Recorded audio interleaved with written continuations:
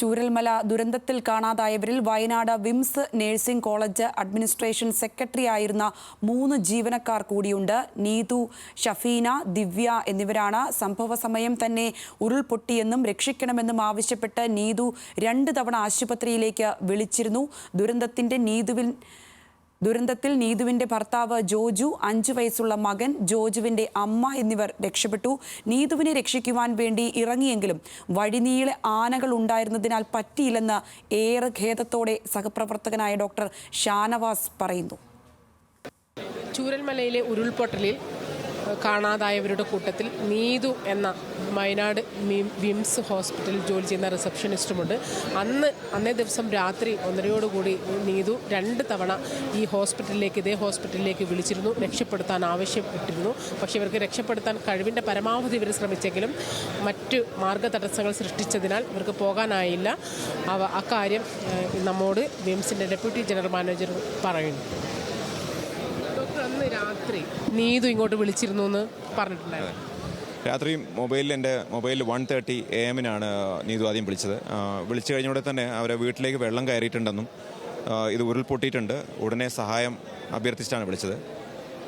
ഞങ്ങളുടെ മെഡിക്കൽ ടീമിന് ഉടനെ തന്നെ ഞങ്ങൾ ഇവിടുത്തെ ടീമിനെ വിളിച്ചിട്ട് ഞങ്ങൾ ഡ്രൈവറെ വിളിച്ച് വിടുകയും ചെയ്തു. പക്ഷേ അപ്പോഴന്നെ ഒരു 2-2:15 ആയപ്പോൾ തന്നെ അവിടെ പോലീസുകാർ വന്ന് നിൽക്കുന്നുണ്ട്. കാരണം അവർക്ക് ഈവൻ പോലീസ് ടീമിനും ചുരുൾമല റോഡിലേക്ക് പോകാൻ സാധിക്കുന്നില്ല എന്നാണ് പിന്നെ അറിഞ്ഞത്.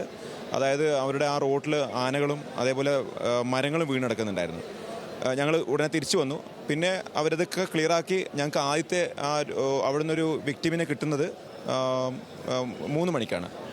നീതു വീണ്ടും വിളിച്ചുകൊണ്ടിരുന്നു. കാരണം അവരുടെ വീട്ടിലേക്ക് അവരുടെ നൈബേഴ്സ് എല്ലാം വന്നിട്ടുണ്ടായിരുന്നു. അവർ ശരിക്കും നല്ല രീതിയിൽ പാനിക്കായിരുന്നു. ശരിക്കും അവർക്ക് മനസ്സിലായിട്ടുണ്ടായിരുന്നു ഇത് ഒരു വലിയൊരു മേജർ ദുരന്തത്തിലേക്കാണ് പോകുന്നതെന്നുള്ളത്. 4 മണിയോടുകൂടി അവിടെ 2ാമതും പൊട്ടിയിട്ടുണ്ടായിരുന്നു ചുരുൾമല ഭാഗത്ത്. അതിനുശേഷമാണ് നീതുവിൻ്റെ വിവരം ഇല്ലാണ്ടായത്. നീതുവിൻ്റെ കൂടെ നീതു അമ്മയെയും അതുപോലെ തന്നെ കുഞ്ഞിനെയും ഒക്കെ രക്ഷപ്പെടുത്താൻ വേണ്ടിയിട്ട് അവരുടെ ഭർത്താവ് ജോജു ശ്രമിച്ചിരുന്നു. അതിനുശേഷം 2ാമത്തെ ദുരന്തം ഉണ്ടായപ്പോഴാണ് കാണാതായത് എന്നുള്ള വിവരം ഉണ്ടായിരുന്നു. എങ്കിൽ പോലും നമുക്ക് നീതുവിനെ മാത്രം ആ കൂട്ടത്തിൽ കാണാതെ പോയത് എന്തുകൊണ്ടായിരിക്കും എന്നുള്ളത് അറിയാം. എല്ലാവരും രക്ഷപ്പെട്ടിരുന്നു. അതെ, ഒരു ഭ്രാന്തി വന്നൊരു സമയമാണ്.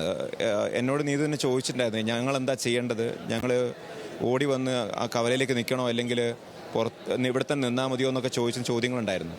സത്യം പറഞ്ഞാൽ അങ്ങനെ ഒരു വലിയൊരു മാസ് ദുരന്തം ഉണ്ടാകുമ്പോൾ കൺഫ്യൂഷനാവും തീരുമാനങ്ങൾ എടുക്കാനായിട്ട്. ജോജോനോട് ഞാൻ സംസാരിച്ചിരുന്നു. അദ്ദേഹം ആദ്യത്തെ ആ ഒരു വിഷയം വന്ന സമയത്ത് തന്നെ അമ്മയെയും മാറ്റി അവർ ഒരു വീടിൻ്റെ 2 ഭാഗത്തേക്ക് മാറുകയാണ് ചെയ്തത്. പിന്നീട് ആ നീതു നിൽക്കുന്ന റൂമും അവരാണ് ആദ്യമായിട്ട് ഒരു ദുരന്തമുണ്ടായത്. ഏറ്റവും സങ്കടകരമായ ഒരു കാര്യമാണ്. കാരണം ഇവിടുത്തെ എല്ലാ കോളുകളും, അതായത് ഏത് രോഗികൾ വിളിക്കുകയാണെങ്കിലും ആദ്യത്തെ കോൾ അറ്റൻഡ് ചെയ്തിരുന്ന ഒരാൾ തന്നെ ഇത്തരം ഒരു വലിയ ദുരന്തം കേൾപ്പിക്കേണ്ടി വരിക. അതിനകത്ത് ഒരു എടുത്തു പറയേണ്ടത് ഞങ്ങളുടെ സ്റ്റാഫുകളെല്ലാം ഒന്ന് ആ ഭാഗത്തുള്ളവരാണ്. കുറേ പേരൊക്കെ ഇപ്പോൾ നിലവിൽ ഞങ്ങൾ 4 സ്റ്റാഫുകളാണ്. ഒരാൾ മരണപ്പെട്ടു, വിജീഷ് മരണപ്പെട്ടു. 3 പേര് ഇപ്പോഴും മിസ്സിംഗ് ആണ്. നേരത്തെ 12 പേരൊക്കെ ഉണ്ടായിരുന്നു. അവരിപ്പോൾ പല ക്യാമ്പുകളിലായിട്ടുണ്ട്. അതിൽ ഷഫീനയും അതേപോലെ ദിവ്യയും ഇപ്പോഴും മിസ്സിംഗ് ആണ്. ഈ നീതുവിൻ്റെ ബോഡി ഐഡൻറ്റിഫൈ ചെയ്യാൻ അതിൻ്റെ ഇടയ്ക്ക് കുറച്ചൊരു ഫോൾസ് റൂമർ ഉണ്ടായിരുന്നു. ഞങ്ങൾ ഇന്നലെ നൈറ്റിൽ പോയി മേപ്പാടി പോയി ഐഡൻറ്റിഫിക്കേഷൻ നോക്കി. ഞങ്ങളിവിടുത്തെ HR ഡോക്യുമെൻ്റൊക്കെ വെച്ച് നോക്കിയായിരുന്നു. ഒന്നും ഐഡൻറ്റിഫൈ ചെയ്യാൻ കഴിഞ്ഞിട്ടില്ല. നിലവിൽ ഇപ്പോൾ ഇവർ 3 പേരും മിസ്സിംഗ് ആണ്. നമ്മളെ അതേപോലെ തന്നെ ഈ ആ പ്രദേശത്തെ ആൾക്കാർ കുറേ പേരുള്ളതുകൊണ്ട് അന്ന് ഞങ്ങളുടെ വാട്സപ്പ് ഗ്രൂപ്പിലൊക്കെ കൃത്യമായിട്ടുള്ള അതിൻ്റെ ഒരു എന്താ നടക്കുന്നതെന്നുള്ളത് കൃത്യമായിട്ട് അവരിങ്ങനെ വോയിസ് ആയിട്ടും ഫോട്ടോസായിട്ടൊക്കെ അയച്ചിരുന്നുണ്ടായിരുന്നു. ഇതൊക്കെ രാവിലെ 5 മണിയായപ്പോഴുകൂടി അവരുടെ ബാറ്ററി കഴിഞ്ഞോടുകൂടി നിൽക്കുകയും ചെയ്തു.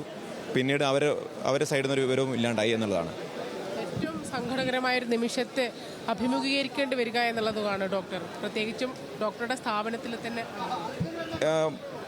തലേന്ന് ഈ മുണ്ടക്കൈ ഭാഗത്ത് വല്ലാത്ത രീതിയിൽ നല്ല മഴ പെയ്തപ്പം തന്നെ ഞങ്ങൾക്ക് അറിയാമായിരുന്നു ഇവിടെ എന്തെങ്കിലും സംഭവിക്കും എന്നുള്ളത്.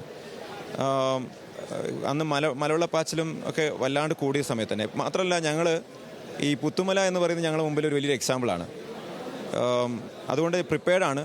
പിന്നെ ഞങ്ങളുടെ ഈ ഒരു സ്ഥാപനത്തിൻ്റെ മുകളിൽ നിൽക്കുന്ന ആൾക്കാർ എന്ന് പറയുന്നത് ചെയർമാൻ ഡോക്ടർ ആസാദ് മൂപ്പനും അതേപോലെ തന്നെ എക്സിക്യൂട്ടീവ് ട്രസ്റ്റി ബഷീർ സാറും ഇവരൊക്കെ ഞങ്ങളോട് എപ്പോഴും പറയാറുള്ളത്, എന്തെങ്കിലും കലാമിറ്റി അങ്ങനെ വന്നു കഴിഞ്ഞാൽ ബില്ലോ അല്ലെങ്കിൽ ഇൻഷുറൻസ് ഒന്നും ചോദിക്കാൻ നിൽക്കേണ്ട, ഗീവ് ദ മാക്സിമം ട്രീറ്റ്മെൻറ്റ് എന്നുള്ളതാണ്. അതുപോലെ തന്നെ ഞങ്ങൾ അതുകൊണ്ട് തന്നെ ആ നൈറ്റിലൊക്കെ വന്ന സമയത്ത് we just followed their words.